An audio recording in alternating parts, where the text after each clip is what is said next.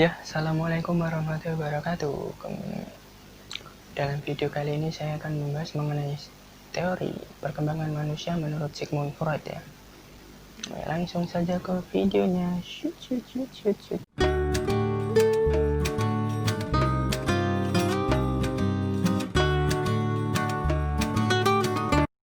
Sebelumnya jangan lupa like, komen, dan share ya. Yang belum subscribe silahkan subscribe karena insya Allah channel ini akan bermanfaat bagi kamu yang ingin belajar psikologi. Oke, bunyikan loncengnya, ting ting. Teori perkembangan manusia menurut Sigmund Freud ini dibagi menjadi beberapa tahap ya, yaitu oral, anal, falik, laten, dan genital. Jadi video kali ini akan membahas 5 itu, oke? Sebelumnya saya pernah membahas mengenai teori kepribadian manusia. Yang belum nonton silahkan klik di sini, oke? Teori Sigmund Freud itu tidak terlepas dari kenikmatan seksual ya.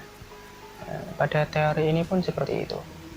Freud menjelaskan pada setiap tahapannya, anak itu merasakan sebuah kenikmatan pada daerah-daerah tertentu dan berusaha melakukan suatu hal untuk memuaskannya. Tetapi tidak terlepas dari tuntutan realitas yang ada pastinya. Oke, langsung saja ke tahap yang pertama, yaitu tahap oral. Tahap ini itu rentang usia 0 sampai 1 tahun ya. Nah, pada tahap ini Freud menjelaskan bayi itu merasakan kenikmatan pada daerah mulut. Jadi setiap kegiatannya itu berpusat pada mulut, seperti mengunyah, menghisap, dan menggigit seperti itu. Jadi semua kegiatan bayi itu berpusat pada mulut karena dia merasakan kenikmatan di daerah tersebut. Tahap yang kedua adalah tahap anal. Ini itu anak rentang usia 1 sampai 3 tahun. Freud menjelaskan, pada tahap ini anak merasakan kenikmatan pada daerah anus. Pada tahap ini itu anak sangat menikmati pada saat-saat buang air besar ya. Karena dia merasakan kenikmatan saat tersebut. Nah, pada tahap ini biasanya itu kita bisa lakukan toilet training kepada anak. Nah, jadi seperti itu. Tahap yang ketiga adalah tahap falik. Ini rentang usia 3 sampai 6 tahun. Freud menjelaskan pada tahap ini itu anak merasakan kenikmatan pada alat kelamin. Nah, jadi jangan heran pada tahap ini, pada usia ini, anak itu sering memegang alat kelaminnya. Nah, karena dia merasakan kenikmatan di situ. Tapi jangan sampai dibiarkan terus-menerus, oke? Atau jangan sampai dibiarkan berlebihan.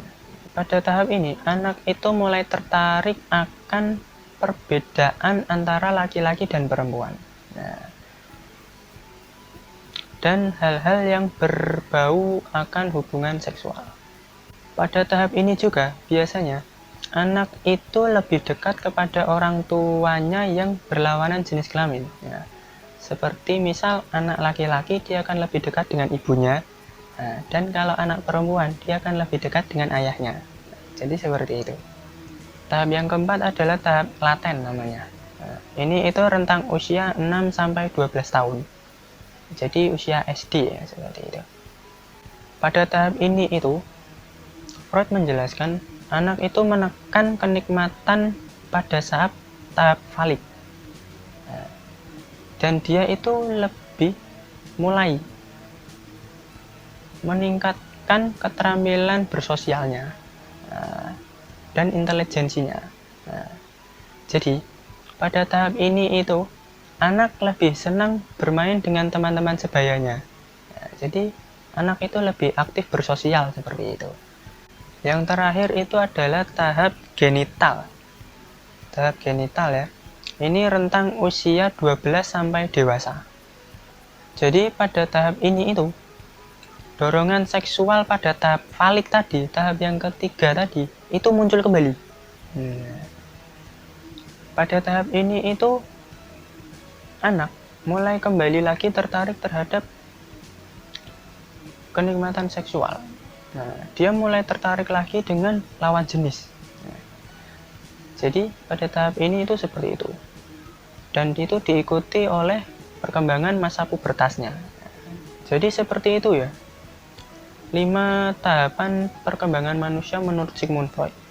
Mulai dari oral, anal, falik, laten, lalu genital.